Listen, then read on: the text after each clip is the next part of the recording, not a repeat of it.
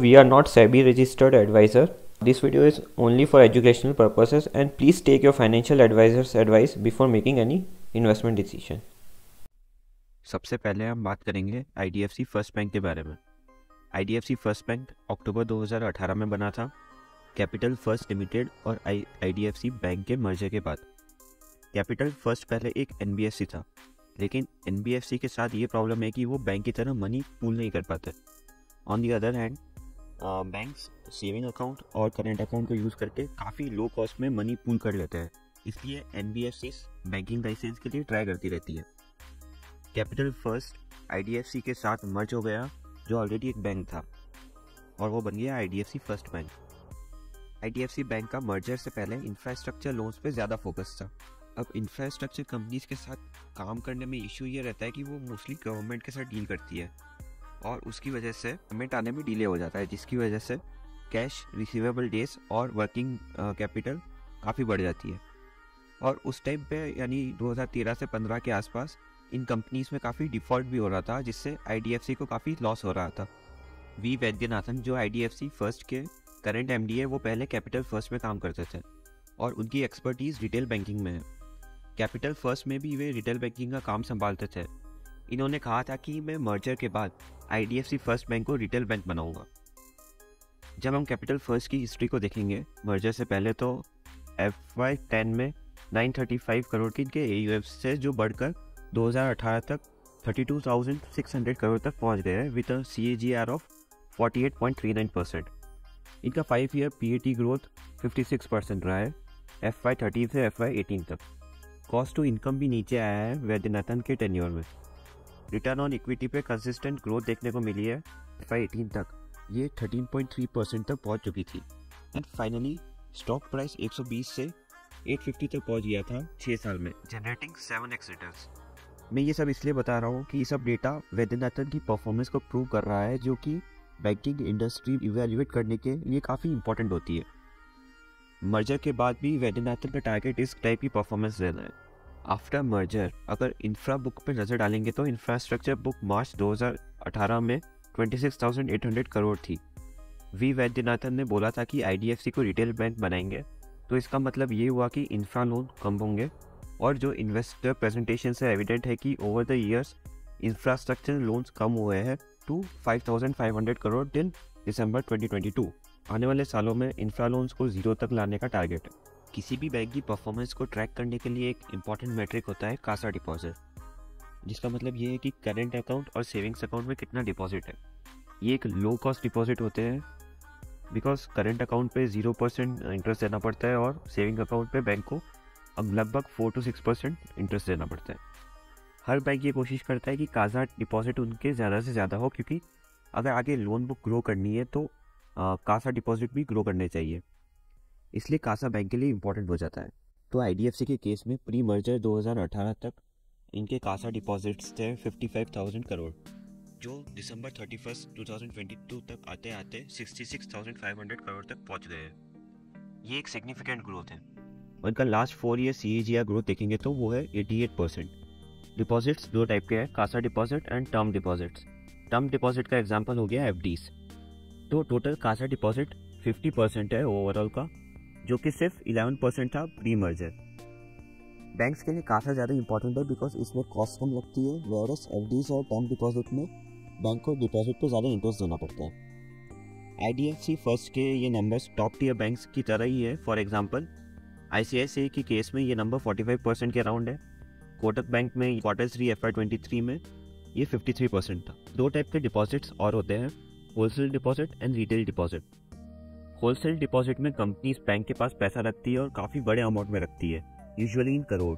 सुनने में तो अच्छा लगता है कि बैंक के पास कंपनीज बड़ा अमाउंट डिपॉजिट कर रही है, बट इसमें इशू ये है कि कंपनी की कुछ रिक्वायरमेंट आई तो वो पैसा वो कंपनीज एक बार में बड़े अमाउंट में निकाल लेगी। मतलब इससे बैंक के डिपॉजिट ज़्यादा स्टेबल नहीं रहेंगे और ग्रैनुलरिटी नहीं रहती।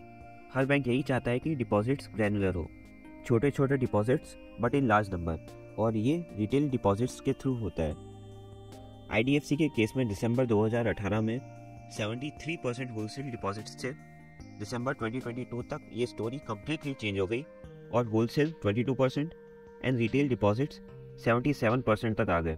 2015-16 में जब डीमोनेटाइजेशन आया तब कैपिटल फर्स्ट का ग्रॉस एनपीए था 2.14% एंड नेट एनपीए था 1.51%। उसके बाद जीएसटी आया था, तब से gross NPS consistently on average 2% के अराउंड रहे।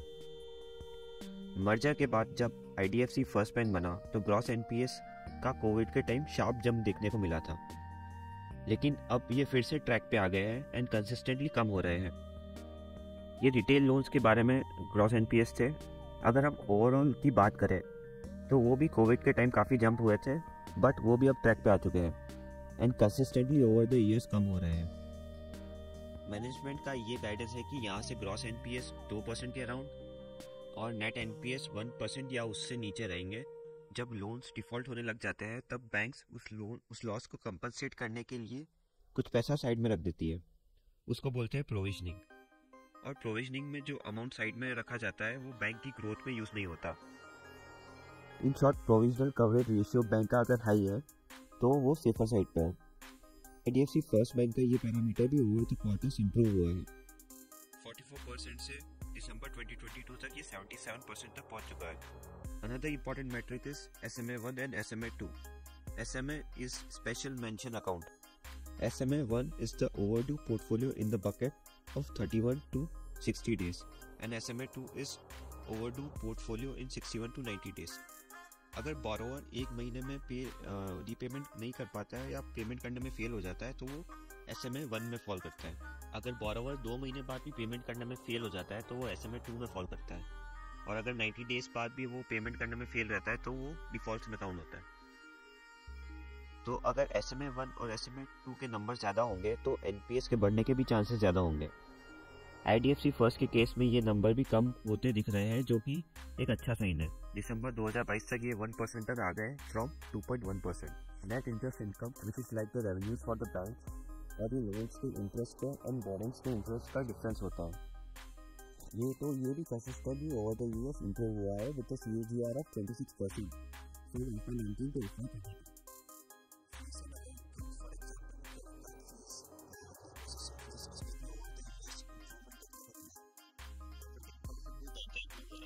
From the past 3 years with a CAGR of 26%, return on average total assets 1% के ऊपर पहुंच रहे हैं, जो कि एक अच्छा साइन है। जनरली अच्छे बैंक का return on average total assets 1% के ऊपर रहता है। रिटर्न ऑन एवरेज इक्विटी अच्छे बैंक का 15% के ऊपर रहता है। इन केस ऑफ IDFC इसका एवरेज इक्विटी अभी 10.7% तक पहुंच गया है, लेकिन मैनेजमेंट के गाइडेंस के अकॉर्डिंग जैसे जैसे कॉस्ट टू इनकम कम होगा, ऑपरेटिंग लेवरेज प्ले आउट करेगा और प्रॉफिट बढ़ेगा, तो ये भी 1-2 साल में 15% के ऊपर तक पहुंच जाएगा। IDFC फर्स्ट बैंक के क्वार्टरली रिजल्ट्स पे अगर हम नज़र डालें तो एसेट्स में 25% की ग्रोथ देखने को मिली है। कस्टमर डिपॉजिट्स में 44% की ग्रोथ हुई है। अगर एसेट्स की ग्रोथ हो रही है और डिपॉजिट्स की ग्रोथ नहीं हो रही है तो एक टाइम के बाद एसेट्स की ग्रोथ भी रुक जाएगी। तो इसलिए एसेट की ग्रोथ के साथ साथ डिपॉजिट की ग्रोथ होना भी ज़रूरी है। NPS भी कम हुए हैं, ROA एंड ROE में ग्रोथ देखने को मिली है। तो इससे ये पता चलता है कि मैनेजमेंट ने जो टाइम टू टाइम गाइडेंस दी है वो फुलफिल हो रही है। और आने वाले 1-2 साल में जैसे जैसे ROE 15% की तरफ बढ़ेगा, वैसे वैसे इसकी प्राइस टू बुक वैल्यू भी बढ़ सकती है और इसके स्टॉक में री रेटिंग देखने को मिल सकती है। प्राइस टू बुक वैल्यू अभी 1.75 के आसपास है। जैसे जैसे ROE 15% की तरफ बढ़ेगा, प्राइस टू बुक वैल्यू 2 या 2.5% की तरफ जा सकता है। तो उससे स्टॉक की री रेटिंग हो सकती है। स्टॉक की वैल्यूएशन अगर हम देखें इन टर्म्स ऑफ PE तो वो भी 18 के आसपास चल रही है। तो अभी ये स्टॉक इतना एक्सपेंसिव नहीं है।